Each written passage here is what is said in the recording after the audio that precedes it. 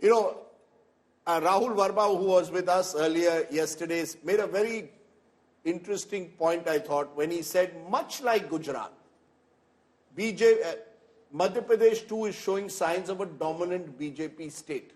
Barring 2018, where they only lost by 4 seats in the end, the entire history of Madhya Pradesh over now 20 years has shown the BJP consistently getting a strong lead over its rivals. And that, I think, makes Madhya Pradesh, like Gujarat, a BJP bastion.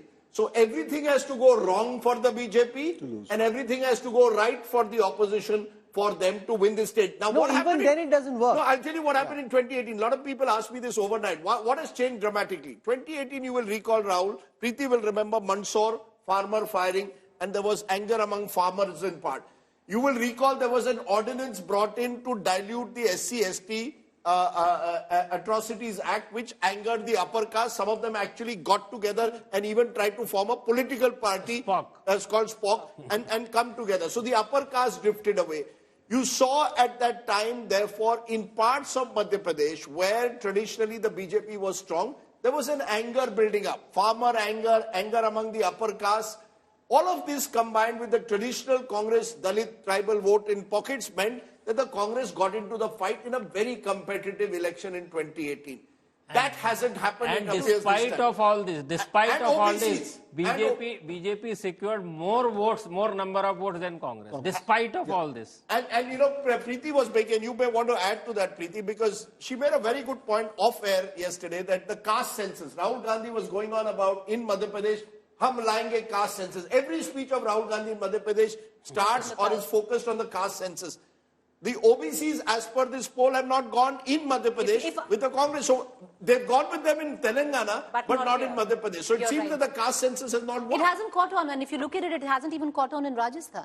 Did it catch on when you travel through Madhya Pradesh? No, it didn't. So what, well, no, not at all. Not at all. And, you know, it was the election for the Congress in Madhya Pradesh, Rajdeep, that entire bogey where most of them thought that they were talking about OBC caste. It doesn't matter when it comes down to the tribals. They are looking at what they're getting into their pockets. They don't care. Transactional. Totally. Yeah, but I think there's a Hindutva core. Do you think, Ashok Malik, it's becoming a domination state, single party like Gujarat? No. I wouldn't say that because the Congress still gets a very large percentage of votes. But the BJP and the Sangh have had deep roots in Madhya Pradesh. Sure. Frankly, even ahead of Gujarat. That's right. In some senses, this was the original BJP state.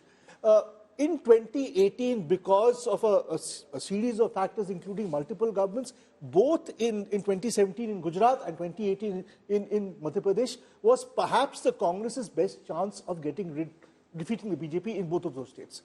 If the BJP has recovered in Madhya Pradesh the way it recovered in Gujarat last year, it's probably beginning a new cycle of BJP dominance, which would worry the Congress. Okay. Because this means this could be another multi-term... You know, and I want to make this point very quickly, that Madhya Pradesh, Rahul, is a state where the Congress has not been able to throw not just a new generational, but they've not been able to find that OBC tribal leadership which will attract a wider alliance. They haven't been able to, Rajdeep, galvanize the OBC vote as one block. They haven't been able to do it. Where's the leadership? Where's the leadership? Kamal Nath is a Punjabi Khatri.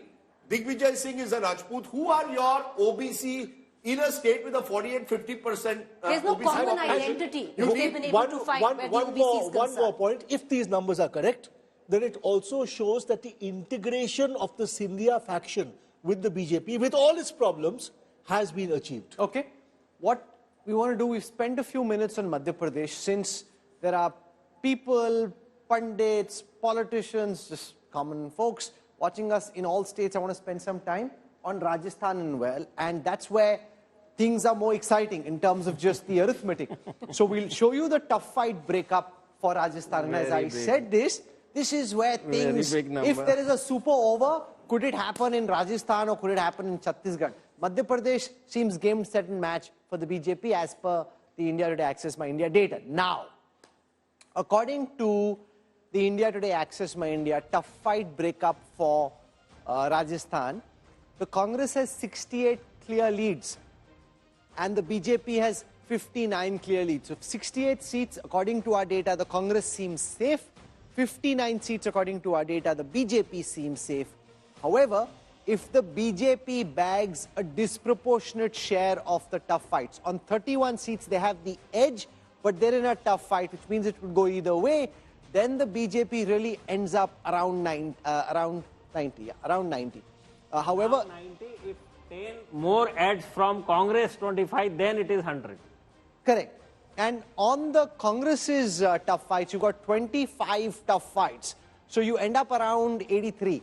No, 93. You end up around 93. You end up around 93, sorry, if the Congress ends up winning most of these tough fights. So that basically means that no one, according to you, in Rajasthan is safe. So the way to decode that data is, depending on which party you're in or who you support, no one in Rajasthan is safe.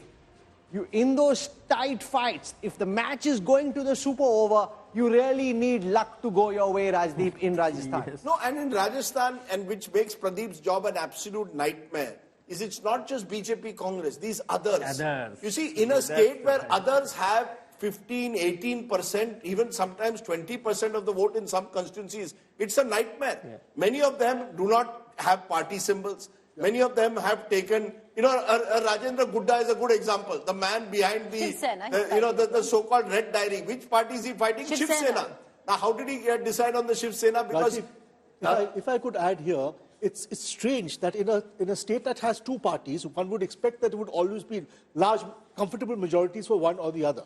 But in the past 25 or 30 years, both the late Bhairav Singh Shekhawat and Ashok Gehlot have at various times run minority governments for 5 years. No, but I'll tell you why. I asked this question. You see, you go, for example, there are parts of Rajasthan, we mentioned Nagaur, for example, the RLP of Hanuman Beniwal. Right. It's attracting a section of the Jats. Originally Jats youth, then it expanded. Now he may be actually retreating, may not be as powerful as he was 5 years ago. But the fact is he was able to attract a particular caste group. But in his best, he got only 3 seats. Dungarpur. It's the one tribal belt, it's an important tribal belt of Rajasthan. There, the BTP, which had links with Gujarat, was able to consolidate itself. So over time, there are pockets. There is a pocket in Bharatpur where there is a strong RLD candidate who's very close to Ashok Gehlot. But he fights on an RLD party symbol. There are pockets where the BSP, and the BSP tends to give tickets to anyone who doesn't get tickets from Congress and BJP, they go to the BSP. Gudda, Rajendra Gudda gets it from Shiv Sena. Let me tell you another one. In Shekhawati, there are 3 seats, and one of them possibly will be one Dahod, if I'm not wrong, by the left. So there are pockets where even the left is very strong. No, in Ganganagar, Bikaner also, they have pockets, 2 seats that the CPIM has there. So I think Rajasthan, unlike Madhya Pradesh, Rahul, is not a straight two-party state. It's a state where these independence rebels could well be balle.